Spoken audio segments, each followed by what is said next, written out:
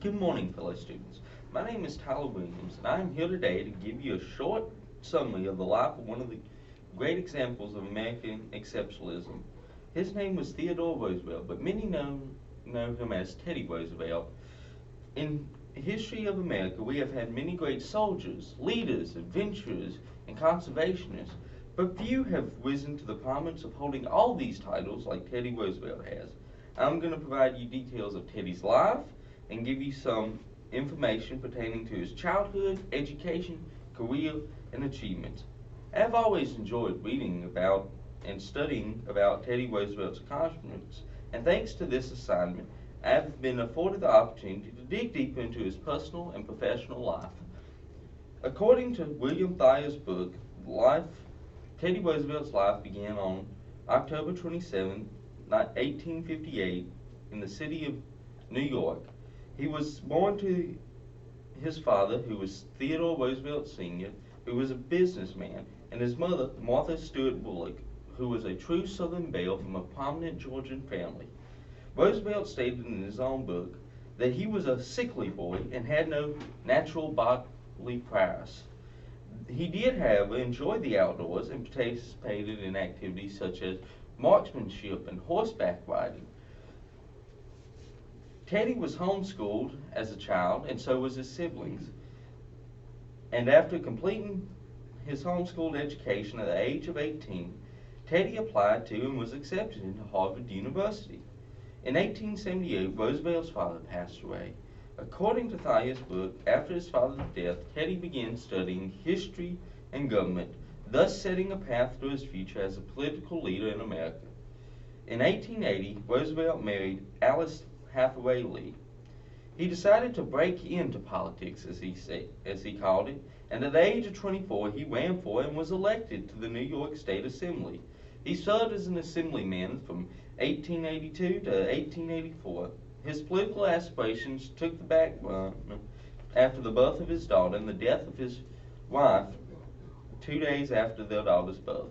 In 1884, Roosevelt moved to Dakota Territories to become a rancher. Although the move was not a financial success, it helped shape the way Teddy approached life thereafter. Thayer also tells us how Teddy became reintroduced to politics. He was reading the newspaper one morning in the fall of '86 and discovered he had been nominated by a group of people to run for mayor in New York. This did not come to be, but Teddy did take it as a call to return to public life. He returned to New York in 1886 and married Edith Cower in December the same year. He then ran and was elected as president of the New York City Board of Police Commissioners.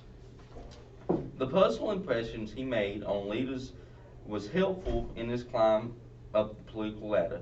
In 1897, William McKinley appointed him Assistant Secretary of the Navy. Roosevelt served in this position for a year until the declaration of war against Spain. This was something Teddy not only supported, but also longed to be personally involved in. In 1898, Roosevelt, along with Colonel Leonard Wood, raised the first U.S. volunteer cavalry, or better known as the Rough Riders, to fight the Spanish in Cuba. The force was made up of frontiersmen, cowboys, Texas Rangers, and even Ivy League athletes. His heroicness, horsemanship, and his loyalty to those who served with him is detailed in the writings of Palmer North. After his exploitations in the Spanish-American War, Teddy was welcomed home a war hero. His political career took off as he was elected governor of New York in 1899. He served this position 2 years before running for vice president of the United States. Not 6 months into his term, President McKinley fell victim to the assassin's bullet, and Roosevelt became the 26th president of the United States. Roosevelt held this office from 1901 to 1909. He accomplished many things that defined his legacy during his time in office.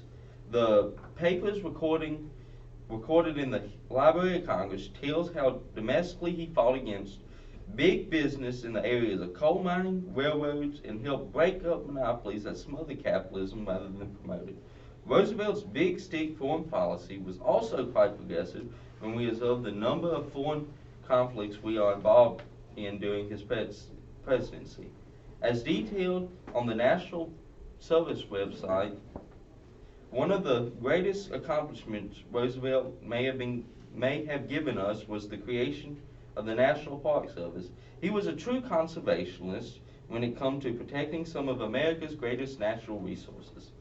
Theodore Roosevelt died on January the 5th, 1919, after being attended by his personal doctor due to breathing problems. He died in his sleep after a blood clot made its way to his heart. It has been reported that upon his death, his son Archibald called his siblings in Europe to let them know the old line is dead. And the vice president at the time, Thomas Marshall, is quoted as saying, "Death had to take Roosevelt sleeping, for if he had been awake, there would have been a fight."